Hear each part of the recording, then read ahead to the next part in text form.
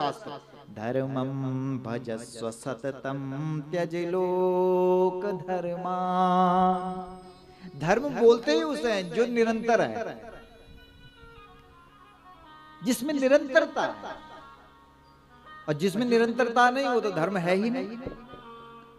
इसलिए लोक धर्म को आप त्याग कर सकते हो, ये शास्त्र बोल रहा है।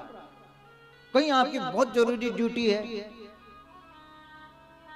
कहीं आपको बहुत संसार का कोई काम है,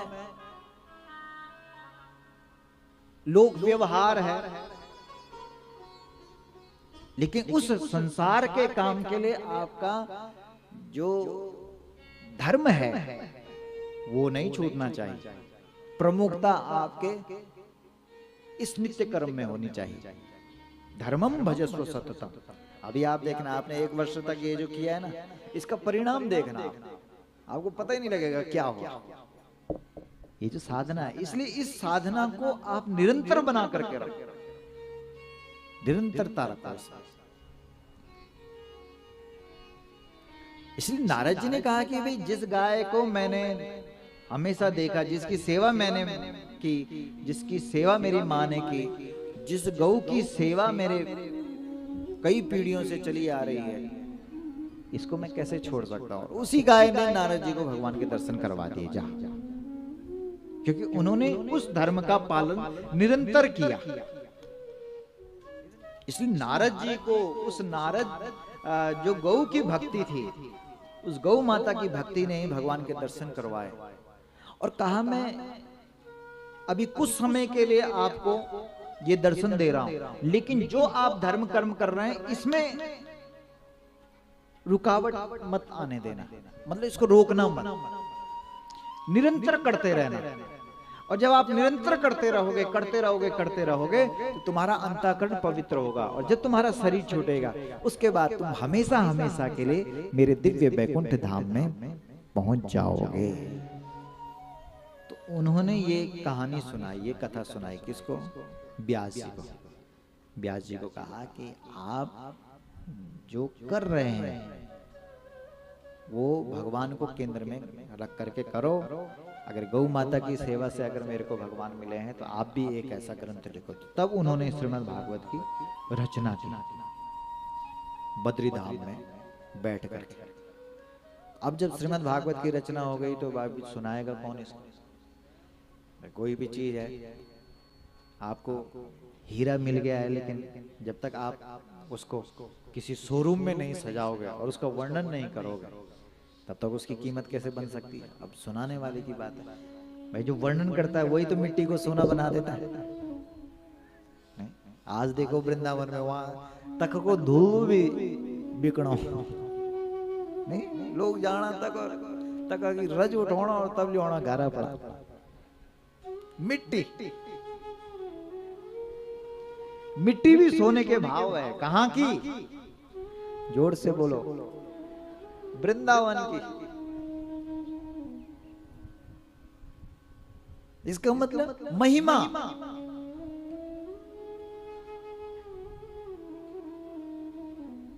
चमत्कार किसका है? महिमा का है।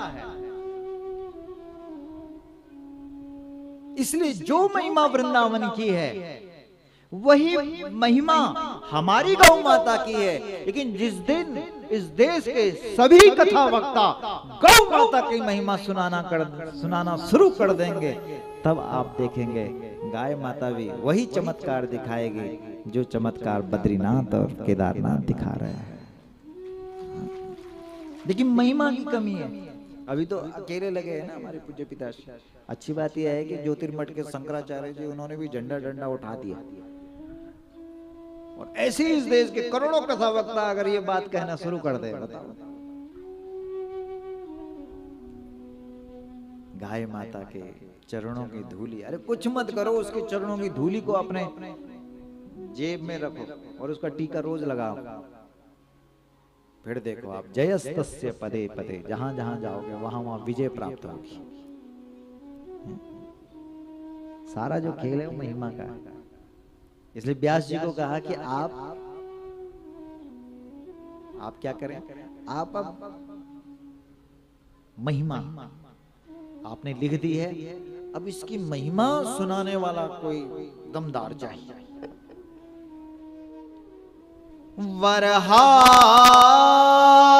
वरहापीडं नटवर वपुः कर्णयो कर्णिकारं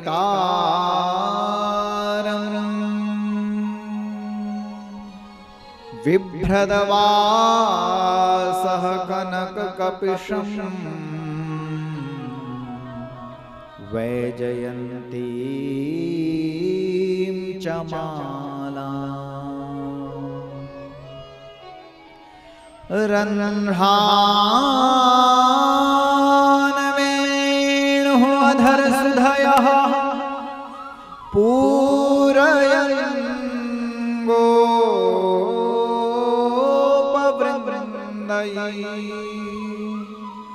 वृन्दारण्यं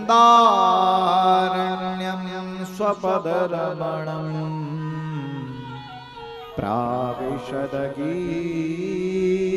प्राविशदगीतकीर्तिः।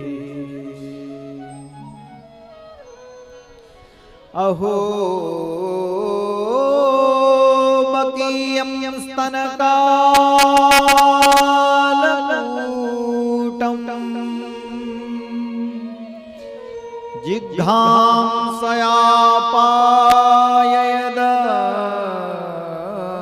जिघ्रांसयापाययदप्यसाध्वी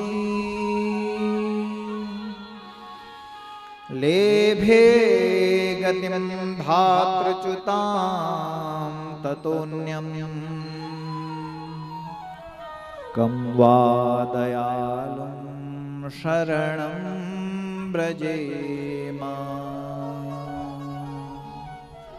कं वा दयालुं शरणं व्रजेमा।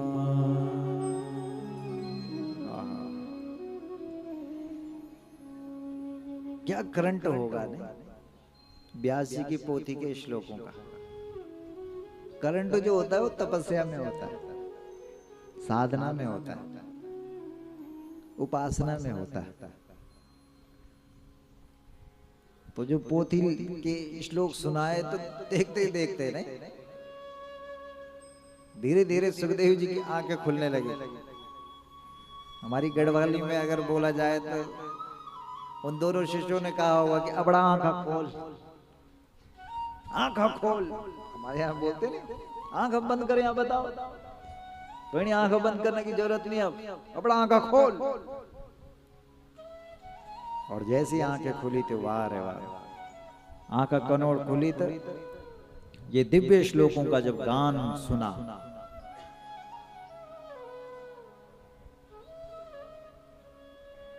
तब भागे सुखदेव जी, अपने पिता के चरणों में गिर पड़े और तब कहा कि मुझे भी सुनाओ उस कृष्ण की दिव्य कथा। तो पिता ने कहा कि हाँ बेटा, अब तू इस योग्य हो गया है। धन को देख करके कथा नहीं सुनाई जाती, भक्ति को देख करके कथा सुनाई जाती है, भाव को देख करके कथा सुनाई जाती है।